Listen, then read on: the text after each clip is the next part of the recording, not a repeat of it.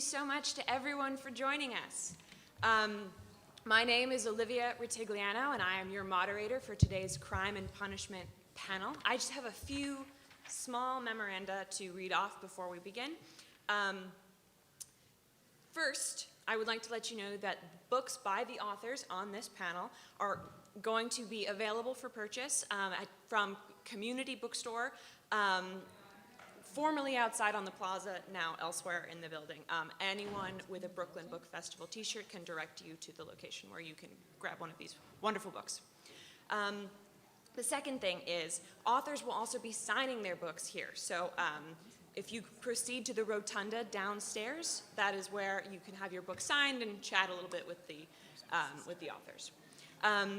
At the conclusion of this program, we ask that everyone please immediately vacate so we can get ready for the next panel. There'll be hopefully some wonderful ensuing chit-chat, but it'll have to happen in the hallway. And also I would like to introduce these illustrious panelists who are joining me today. Right here, closest to my left, we have Lan Samantha Chang, who is the author of the story collection Hunger and the novels Inheritance, All is Forgotten, and Nothing is Lost. Her work has appeared in the Best American Short Stories collection, and she has received fellowships from the Guggenheim Foundation and the American Academy in Berlin. Her most recent novel, The Family Chao, was one of LitHub and the Millions' most anticipated books, and was recommended by Barack Obama. Further to my left, it is cool. Further to my left is Dwyer Murphy, who is the editor-in-chief of CrimeReads.com, LitHub, or Literary Hub's go-to vertical for all things crime and mystery related. His debut novel, An Honest Living, is out now from Viking, an imprint of Penguin Random House. All right, panelists, thank you so much, and we will begin. I feel like we're in the courtroom setting here. It does be, it feels Crime like and Punishment had to get this room. If we were stuck in, like a little waiting area downstairs, there would have hopefully been some sort of revolt. Okay, so both of your novels are extraordinarily rich, and they blend several different genres, from traditional noir and murder mystery tropes to family drama, or meandering, and I mean that in a good way, New York saga. So not to open up with a first question, asked on behalf of the genre police, but how would you classify your novels? And then once I ask you this, we'll provide a little bit of a summary for each of the novels so that you guys can get a feel for what we'll be digging into over the next 40 minutes. But Sam, would you like to go first? This is a really hard question for me. So Dwyer, would you go first? No. Well, okay, I'm happy to begin with it, and thank you all for coming out. This really does feel like I'm a sort of reformed lawyer, and this is giving me intense flashbacks to voir dire, is this process where you choose jurors. I'm sure a lot of you have been roped into that, if not in this room, in a room that's very similar to it. And there's just something about standing in front of a group this size that is a little wet from being outside and looking, like just staring at you, waiting to be have their lives interrogated. So I'm having an intense flashback, but it's very pleasant to be with you all here. My book, An Honest Living, is very squarely a crime novel, but it's the type of crime novel that I love that maybe isn't necessarily what people think of with the genre in a traditional form today, but I always had this feeling that there was a real connection between the flaneur novel, where a narrator, a character, kind of gets out into a city and wanders around and makes very close observations of lives carrying on around him or her, that there was a real affinity between that type of novel and the detective novel, the traditional sort of mid-century hard-boiled detective novel in the style of a Ross MacDonald or a Chandler, and that there's the detective who is presented with a kind of mystery or conundrum, and that mystery really just requires them to get out on the streets and talk to people and insinuate themselves into lives that maybe do or do not want to be insinuated into, and to meet people and have conversations. And that is where I sort of situated this story. I wanted to write a kind of crime novel that was, in a way, a meandering flaneur novel of a character who just wants to get out in the city and to have some conversations, whether it's in a diner or a bar. I always thought of this as kind of, Robert Altman is a filmmaker I admire tremendously, and his version of The Long Goodbye is kind of a meditation on conversation and marriage and the opacity of relationships and the ultimate unknowability of anyone else's relationship, that you just, no matter how close you might want to be into another person's relationship, it ultimately remains unknown to you. And that was the kind of crime novel that I was wanting to read, and so I went out and wrote one. That was, so I feel that this is squarely a crime novel, and it's just, a particular type of crime novel that I love, and hopefully there are some of you out there who love that kind of crime novel as well. Thank you, Dwyer. Sam? So this is the hard question for me because I did not set out to write a crime novel, and I would not place my novel squarely in the crime novel category. But I will say that I would have said that I think of my book as a literary caper, that when I started it, I was really interested in writing in conversation with this book I was obsessed with and had been obsessed with for about 8 years when I decided to do the project, The Brothers Karamazov by Fyodor Dostoevsky. I thought of it as just kind of a sign of love.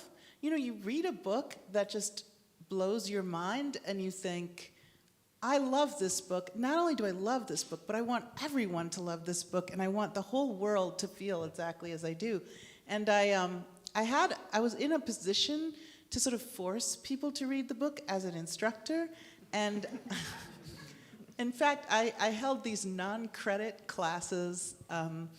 In other words, I kind of harassed some of my graduate students into reading The Brothers Karamazov over Thanksgiving break, which if you have read the book, you'll realize is quite a challenge, especially when you're having like tryptophan overdose. But the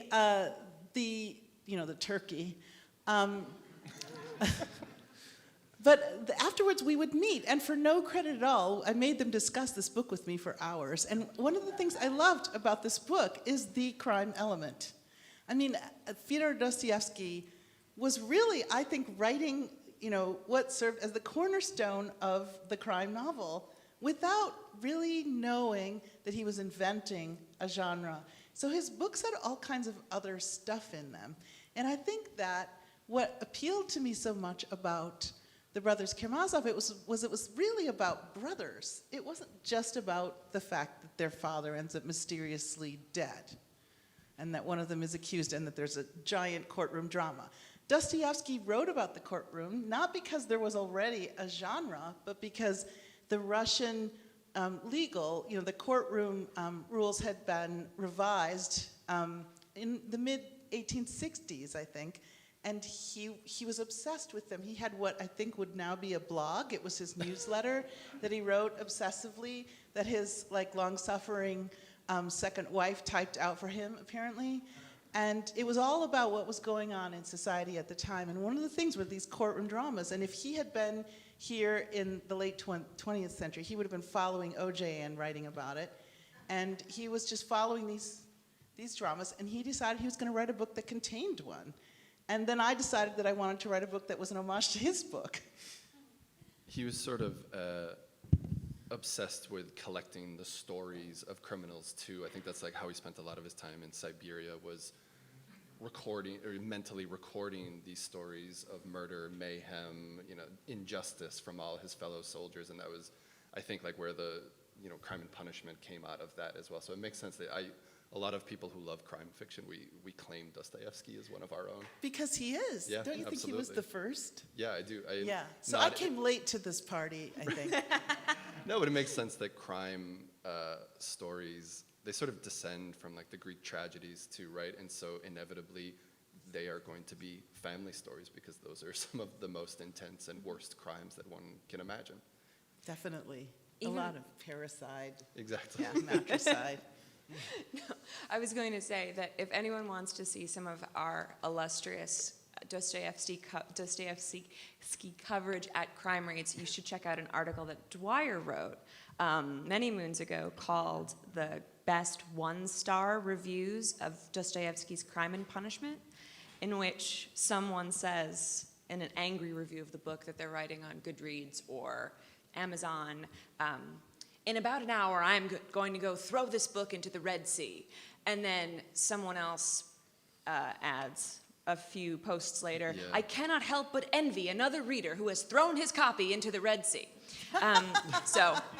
But normally the coverage of Dostoevsky we provide on CrimeReads is more glowing than that. Can I ask a question of Dwyer? Mm-hmm. So why did people hate Dostoevsky so much that they wanted to throw his book into the Red hurl Sea? it into It the has sea? to be that. So I don't know if this is true or not. This is an anecdote that I think I read in the New York Times, and so I'm going to give it a glean of authority.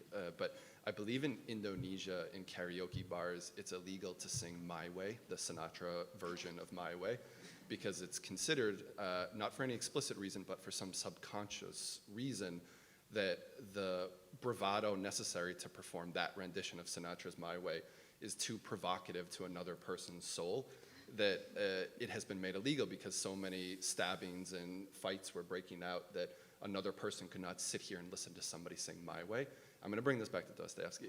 I think that maybe Dostoevsky elicits something on a subconscious level that is so intense that one either loves it and has their life changed by it, or one throws it into the Red Sea. Fascinating. I mean, I'm clearly in the life has been changed at age 40 category. But I mean, I assumed, when you said that people didn't like it, I assumed it was that the books contain so much that the contemporary crime novel does not. I mean, I wondered if people got so used to reading a really specific kind of novel, a crime novel, that they were sort of just stressed and bored and frustrated by all of the info. For example, in the Brothers Karamazov, the courtroom scene doesn't take place until about 3/4 of the way through the Right. novel, and it's 800 pages long, and so it would make you want to I'm use sure it some as a people weapon. feel like their time has been Yeah. spent poorly. But I wondered about that because of response that has happened to my book, where people are like, "This is not a mystery," because I spend half of the book building the sort of fraught relationship in the family, as Dostoevsky did. well, I wonder, have you had that reaction to your book? Because there is a segment of the crime fiction readership that has a certain orthodox feeling about what a crime novel should or should not be. But I think that more and more readers will allow for a sprawling epic tale or just something different. I don't know, I'm curious. I think, though, based on my writing experience, that there is a lot that, in my case, did not belong in my novel that I had to cut out when I realized the extent to which it did have a crime plot in it. So the Bildungsroman aspect of it. Like, when I drafted this, it was 500 pages long. There's a character named James. So James's story was front and center, and there was a ton about James and his love life and his personal life. And then a friend of mine read the book and said, this is actually a mystery book. This is not a coming-of-age book. And I started thinking, it's true that reading all this coming-of-age material gets in the way of the info that you eventually need in order to land. And so I took out 150 pages, and I don't think I was wrong. Like, I just don't think I think it bloated it. Yeah. I mean, I think it's still just slightly bloated, honestly. But so was the Brothers Karamazov. Well, I have a question for both of you. Knowing, what you do know about epic courtroom dramas and also in literature as opposed to television, which I know Dwyer also knows very well, but these long 19th century doorstops of books, let's say, that feature court scenes or murder mysteries, like Bleak House, for example. Charles Dickens' Bleak House, which is one of the first proper murder mysteries, but is also 1,000 pages of characters meandering around London. Similar in the Brothers Karamazov, in which the crime element is not so salient. In the development of crime fiction, I wonder if there is an automatic paring down, as Sam has suggested. As soon as crime becomes its own distinct genre in the 20th century, in the sense of murder mystery, do you think that there's a way in which other aspects of the novel were sort of cut and the genre itself streamlined? But you might encounter a crime equivalent version, story version, a crime story version equivalent novel in the 19th century that just included a crime, that had it embedded in it, as opposed to presented that as the primary selling point. What do you think? Yeah, I suppose it's a matter of subgenres at that point, that the whodunit and the sort of Christie-style detective novel was so wildly popular and, formalistic. I don't mean that in a derogatory term at all. That the form is a large part of what we are responding to, and so necessarily the refinement of that kind of novel meant the refinement of the form, and probably elimination of certain other aspects, to the point where they made rules. There was like 20 rules about fair play mysteries and how to write them, and that dominated the crime genre for quite a while until mid-century post-war, when sort of writers returned to a more existentialist version of the crime novel. And I mean, I know like Patricia Highsmith probably would be much more connected to Dostoevsky than she would be to a Christie novel, for example. Sure. And so that maybe opened the genre up again to a new type of crime story. Completely, but such pleasure in reading Agatha Christie. I have to say, after I finished my book and I felt really like mind blown and bad. Mm-hmm. And then it came out and I felt like my entire insides had just been put on display for the entire world. I read Agatha Christie. I just wanted some way to get away. I did the same thing. I find yeah. it very satisfying. Yeah. Christie and Simenon and some of these mystery novelists who really worked in a refined form, there's something extremely satisfying about that, seeing that done well. It's satisfying. It's smart. Yeah, it's just absolutely. smart. I don't think I could write that. I don't know if you could, but it's so smart. No, I don't think I could. I don't think I would really want to. I think you have to want to do that. Mm-hmm. But I do think that the Doorstoppers, they did do something amazing, which is to create sort of an entire society and a panoply of characters and a sense of high and low, and they created a context for the crime. Yeah, and I liked that. I mean, it was one of the things that made me drawn. But I would also say that Dostoevsky was paid by the word to write his novel, So and was it was Dickens. right published serially.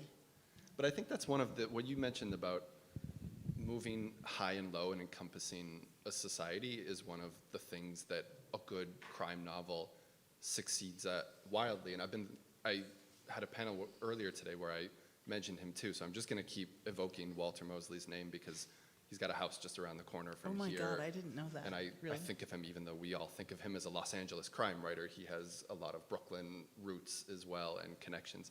But I think if you read, for me, the sort of transformative crime novel was Devil in a Blue Dress, Walter Mosley. And I think that really returned the genre to something like a Ross Macdonald type story where the point was to find a detective character who could then investigate and interrogate every level of society and gain entry into these rooms, go behind doors that you wouldn't normally be allowed to move within and penetrate, and to discover new mysteries in each of those rooms that would illuminate some broader mystery about society. So somebody like Mosley kind of, I think, brings the crime novel back to that tradition where there is still a detective formula to it, but the point is to really capture a society in its whole and expose something deeply corrupt about that society, rather than solving a mystery per se. So I remember reading that book, but it was a while ago. Am I correct, though, and also in that the detective himself is implicated in some way? Yeah, eventually, Yeah, like he I think gets it's caught up kind of with the femme amazing. fatale, right? So Right, and then there are really cool issues of race in that book that inspired me in a lot of ways in my writing moving forward. Right. I feel like I hate to use this word. Well, no, I won't say permission giving. I'll say he opened up. He opened it up.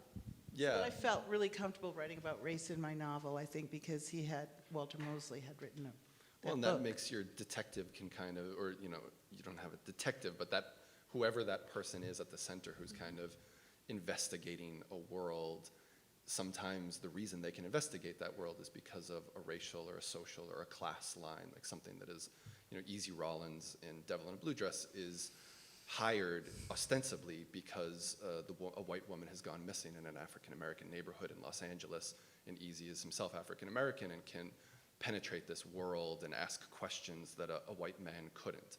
And it turns out to be much more deeply corrupt and messed up than that, but that is the sort of that's the conceit that allows this world to be exposed. Yeah, it's a really wonderful book. I wonder if, Dwyer, what you're mentioning, which is sort of one of the hallmarks of the noir story, that the detective, is sort of an unassuming or a person who might not normally be let into certain spaces, particularly elite spaces, then that detective exposes a sort of line of corruption that goes all the way up, to the sort of powers that be, and exposes worldviews or other large-scale societal problems and widespread corruption. But the murder mystery, which is often more contained, think of how murder mysteries are parodied as often taking place in manor houses or hotels, and there's a small group of people and someone among them is the murderer. That's very contained. But the murder mystery, as it's in its small finite way, has great symbolic ability to represent things that are similar to the PI novel, how there are entire networks of racial prejudice or class prejudice that worm their way through. And the different characters in this small confined space are able to embody certain things. And so one of the things that I thought was really wonderful about the Family Chao, Sam, was the way this, oh my God, just go over there. The way that the family dynamics of this small, this five-sum, and Alf the dog, so this six-sum, opens up to, this monumental, I don't want to say reckoning almost, but this incredibly symbolic moment in which a lot of aspects of American culture put on trial, so to speak. Yeah, when you were talking, though, that's a wonderful way thank you for that description of my novel. It makes it sound very profound and intentional. It is. The thing that fascinated me when you were talking was that I had to cut out the PI section of the novel. Because in the original, Brothers Karamazov, there's a whole section where someone whose name I will not try to pronounce at the moment sort of investigates and figures out who the suspect, the main suspect is, and why. And I had to cut that. I had it in the book, and then I had to cut it out because it revealed nothing.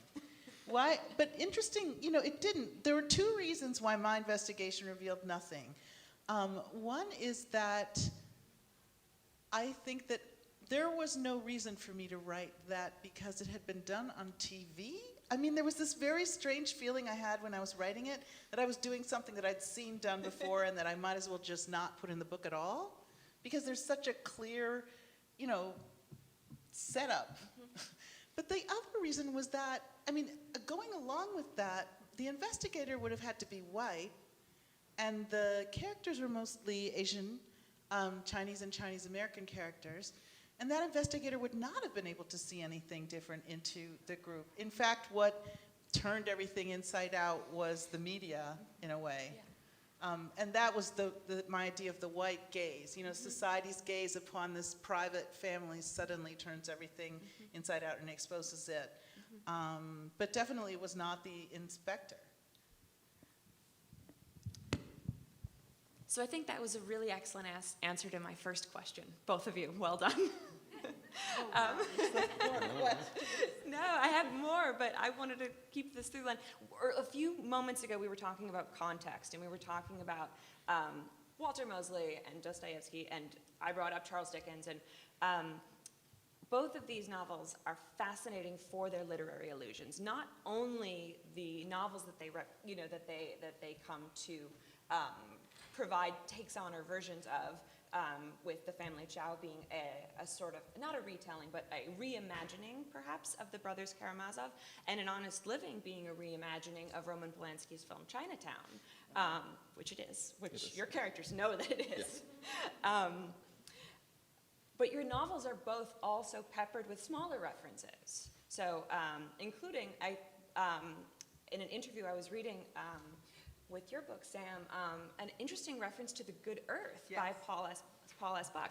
And Dwyer, your novel is teeming with references not only to Dickens and Henry James and more obscure authors of 19th century legal documents, but also many, many movies. So I was wondering, in addition to the large texts that informed the shape and scope of your projects, why was it significant to include these small references in the creating of your worlds? Well, for me, there's a very specific reason that I hope and suspect many people here will identify with, which is when I go into somebody's apartment, the first thing I want to do is go snoop on their bookshelves and see what they've got on their books for books there. And I just had never read a crime novel where the detective did that, who walked into a house and immediately wanted to see what was on the bookshelves. I can't think of a better way to sort of peer into somebody's soul and try to figure out something about them. So a lot of the allusions in my book are really just, a character walking into somebody else's house at a dinner party or just, a midnight meeting and immediately inspecting what's on their shelves and then, meditating on what that might mean about their interaction. That's so cool because when I heard about your book, I just was dying to read it. Like I instantly thought, I know I would like this for that because it was a literary book. Yeah, it just, we're a city full of books, and I'm sure there are other cities and places that have that feeling too, but for me, New York it's the reason I moved here after college. I wanted to come to a city full of people who cared about books and shaped their lives around them. So, I judge everybody else based on their reading, and they judge me, and I think that's fun. That's how we get to know one another, right? Do you live in Brooklyn? I lived in Brooklyn for 16 years, and I have recently abandoned the city, so I'll take Okay, I all won't ask. insults. No, it's there are I very forgot. specific reasons for it, having to do mostly with a child. But I lived here for 16 years and moved around to a lot of strange little apartments, most of which make their way into this novel. I lived most of it in a railroad apartment in East Williamsburg, and I knew that would become the setting of whatever novel I eventually wrote, because if you've ever lived in a railroad apartment with another person, you can see everything. It's horrible. There's no doors. It's great if you want to just put your lives on display, but I lived there with would later be my wife, and there's no doors to slam when you're having a fight, and you just want to get out. You're just staring 40 feet away at each other, like looking. And it just felt like a really nice pressure cooker environment to set a novel in. But there's all, that's my version of New York, is the railroad apartments and the stoop you would go sit on when you couldn't be inside anymore on a hot night. And I liked that feeling that, for me, my novel is set in 2005 and 2006, and there are some sort of specific reasons for that pertain to Chinatown. As Olivia mentioned, it's a reimagining in some ways of Chinatown. But it was also the last period that I felt, at least, where when I sat on my stoop in Brooklyn, mysteries presented themselves to me. People were always just walking around, and if I was willing to follow them for a little while, around the corner somebody could disappear. That was always the feeling I had of people vanishing, and I didn't know where they went, and I'd have to go try to find a payphone to see if I could track them down. Sam, do you want to address Oh, the I was going to allusions, say or- that the Pearl S. Buck reference is there's a character named Olan in my novel, and that is the name of the long-suffering first wife of the protagonist of The Good Earth. And I put her in there for a reason, because there's like a thematic similarity. But I was going to say my novel is peppered with like mild references, literary references that are extremely contemporary, like so contemporary that some of them haven't even started yet, which is that I started putting my students' last names into the book just out of sheer, whimsy. That's cool. Yeah, so some of them are in there, like the law firm is named like Machado, Sims, and Mock, Sims, and Machado. And those are three of my students. And like there's a student named Eugen who writes in on the internet and says that you can get information about how to rescue restaurant dogs from Korea. That's a real person. And she actually did approach me with a flyer about rescuing restaurant dogs from Korea. And they all know they're in there, so it's not like bad or anything, but they're in there. I wanted to ask you a little about the courtroom and the legal aspect of it, because that's such a difficult thing to write. And as a former lawyer and a litigator, I found that I mostly just wrote around it. I don't want to appear in a courtroom again anytime soon. I have no fondness for it. But Look I find around it you, Dwyer. Look around I know. you. It's so difficult because a trial, I think 19th century literature, the trials were a lot more entertaining because the rules of evidence were quite loose back then, and there was a little bit more room for that sort of Perry Mason drama of, the right moment. But now a trial is not an interesting thing to sit through, and it's tough to write about. Yes, I found that out, but I didn't know it when I started the novel. If I had, I might have gotten discouraged. But, I mean, sitting next to a real lawyer right now is troubling for me. But I, because I'm like, oh, I screwed up. But I do have a brother-in-law who's a litigator. And No, but you actually find the real drama in it. It's quite a difficult thing to do. oh, interesting. I mean, well, what happened was my brother-in-law gave me a case to read. I read the transcript, which was like 1,200 pages, of a trial he did, a pro bono trial about a murder, and realized when I was reading it that there was no way that it fit with the traditional sense of a narrative in terms of what order things are brought up. Right? So that was a huge question, but I wanted to make it like a real trial because I had one of those sort of insecurities, not being a lawyer, that I had to make it as much like a real trial as possible. And so I wrote my own transcript. It was super long, like 100 pages. Really? And it was cut down. Yeah, wow. I did. I even had like colons and everything. That's great. And then I showed it to this lawyer I knew, not my brother-in-law, because I felt guilty because I know how much he gets per hour. And he was writing me these long emails helping me. So this person was retired and a writer, and so I knew she wouldn't mind, and she read it and made it really clear in the nicest way that it was nowhere near finished. Like, it was just nowhere near what it needed to be like. And ultimately what I had to do is to put the trial into the mind of another character who wants to be a writer and have her spit it out in her blog. And the blog form was actually super helpful because it has to be condensed. She was doing an assignment for a class in college that required like bullet points, short sentences, only 3-line long paragraphs, etc. And so it had to be super condensed, and so it completely changed what it would have been. Right. Also, I did kind of the journal blog form, so you could see it sequentially. And it was like it took a lot of thought. That's a clever solution, though. In that style of reportage about a trial is a lot more interesting. In my book, the characters, there are some book collectors that are central to the story, and they are obsessed with these true crime pamphlets from the 19th century, which were essentially a legal blog covering trials in a really salacious manner, and they were very popular in the 19th century. It was probably the most popular literature there was in America, these pamphlets that were passed around, and it was just, basically a grisly description of the crime, the trial, and then you could get more money as a writer if you got somebody to confess later. So they'd all try to go to the jailhouse and get the confession of, the dastardly murderer of such and such. I've got some of the titles here if you want to hear them. Okay. Totally. The Last Confessions of Tom Mansfield, Who Corrupted and Murdered His Servant, Notes on the Investigation of Charles Mandel, and of the Final Killing of Luke M. Johnson. That's the flavor of these pamphlets from the 19th century. And they were made to kind of fall apart and turn to dust, but some of them have survived to today. So if anybody ever wants to read those accounts of trials, I think it's a really interesting way to get a glimpse into early America and our centuries-long obsession with true crime. But the New York Historical Society, Uptown, actually, they might have some at the Brooklyn Historical Society, would be my guess as well. But the New York Historical Society, just on the Upper West Side, right up against the park in a beautiful old mansion there, has an amazing, probably the world's premier collection of this literature, and incredibly knowledgeable librarians that if you go in there and you give them a sense of what you're looking for, they'll bring you down a box of the most incredible, rare books that you can imagine, and you can spend a very pleasant day reading through these accounts that are quite entertaining and horrifying. It's fascinating. Indeed. I really do love that we're in a courtroom. This is amazing.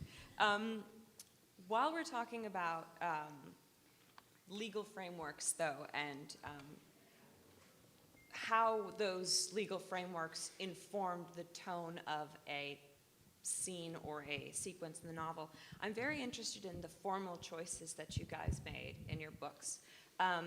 Sam, for writing in the present tense in the way you did and making the experiences feel precisely up to the moment for the reader as well as the characters.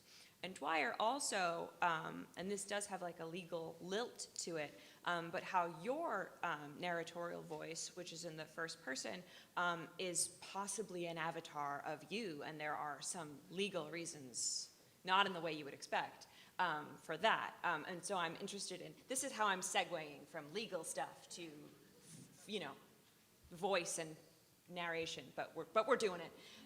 So Dwyer, would you like to go first? I can tell you want to go first. No, sure. No, my character essentially shares my name and background, and I enjoy talking about the ways that a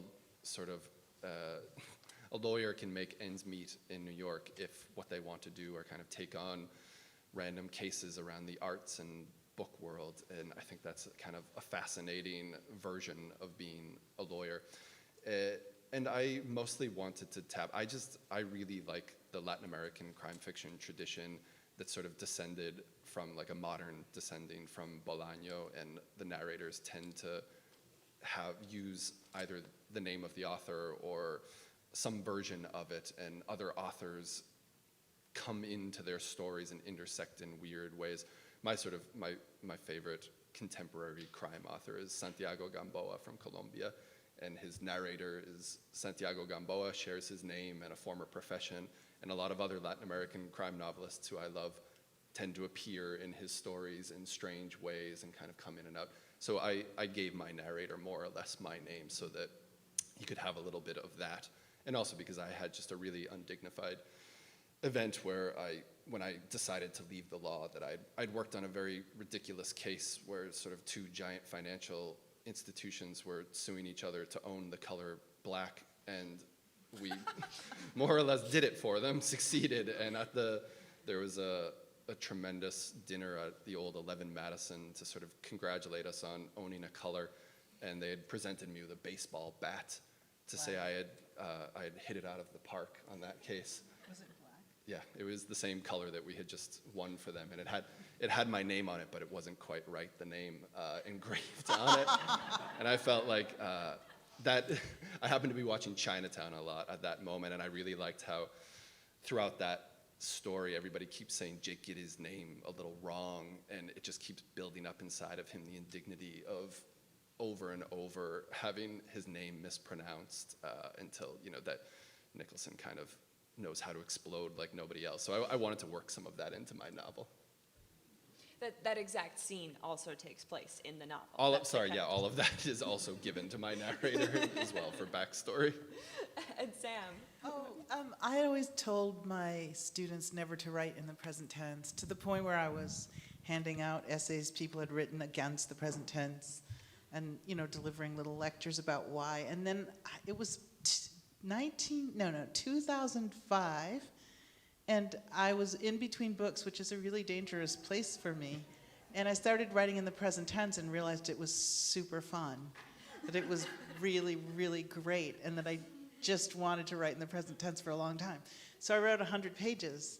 I mean, long enough to know that I had no plot, and long enough to know that the voice was cool, but there was no vehicle for it. And there was also a character, Peter Chao, and there was also a character named Ming. And you know, then I set those 100 pages aside for, I don't know, 8 years.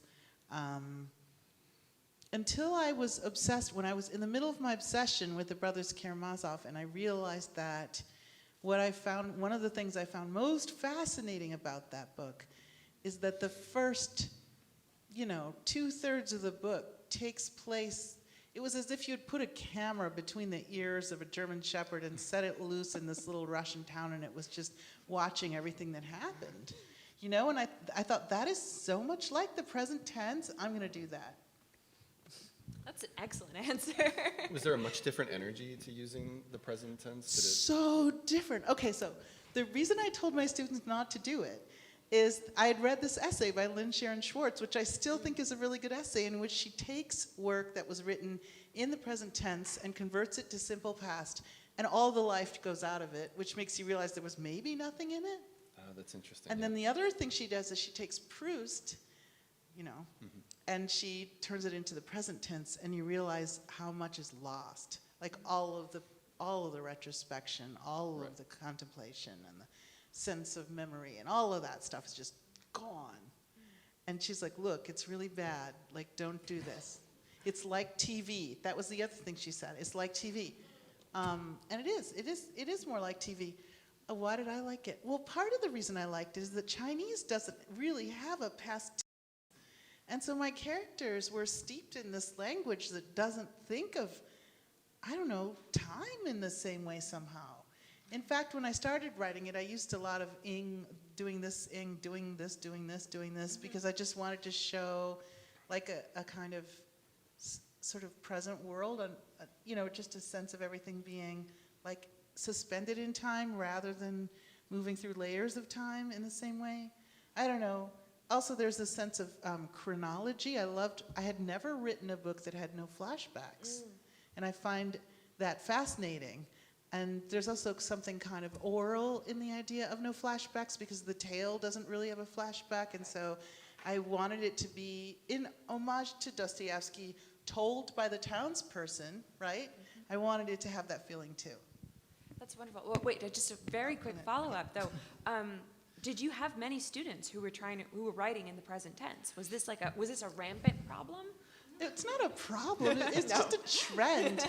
I mean, like John Updike wrote A and P in the present tense, so it's been around, But a lot of people were writing in the present tense without, I think, considering why they were doing it, and that seemed problematic. And there was something static about a lot of what I was reading, and then also I was very, at the time, sort of really interested in layers of time and the past, and trying to see the past from a different point in time. I mean, this is my personal issue, but it's hilarious because at the Center for Fiction in February, when my book came out, one of the first events was there, and Ya Jasi, who was my student, started off the Q&A. Ya was like, you told us not to write in the present tense. This whole book is in the present tense. Explain yourself. The revenge of the student. Definitely. Well, now famous, yeah. But still.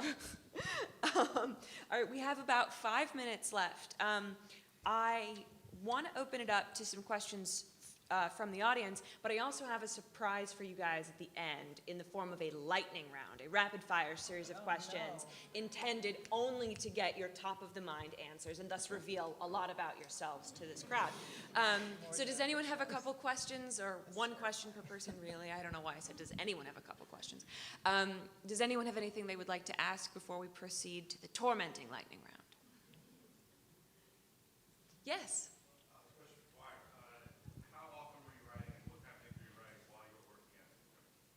While I was doing. The question was I writing while I was an attorney, and what was I writing? Oh, okay, thank you. While I was an attorney, I think I was trying to write an Updike novel and learning to hate myself doing it. It was miserable. For some reason, I was stuck in that mode. But I was able to kind of write in between litigation prep. I would sort of take whatever time I could, and it was probably good for discipline in that I learned to switch over into a creative writing mode when I had maybe just a half an hour in between depositions or something. I could try to get something down on paper, and I found that maybe that brought a little discipline later on. I have a question for you. Did you ever consider, so in other words, you had seriously considered not writing a detective novel? Yeah. Okay, that was my question. No, definitely. I was, because he's a lawyer, and I thought people's minds work a certain way and that it would be a natural choice, right?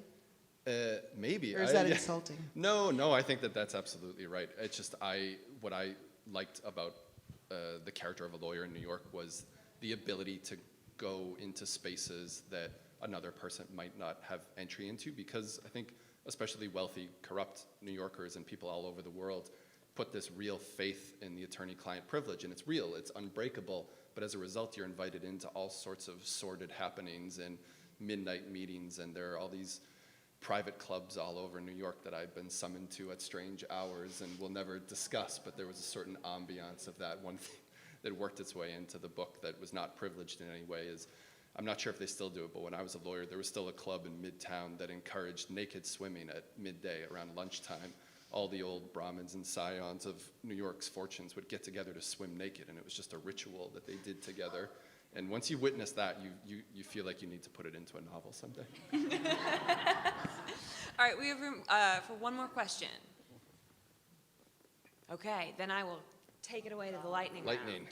All right, so there are some questions for you individually and some questions for the both of you. I will direct you. Sam, which Karamazov brother would you like to go to dinner with? Probably Ming. Okay. Oh, sorry, Ivan. Ivan. That was my second question. Which Chao brother would you like to go No, to dinner with? that's really interesting because it would be Ivan maybe because he's so crazy, but I would probably like to go to dinner with Dago. Very cool. Dwyer, do you have okay, it's okay. Just in case you wanted to.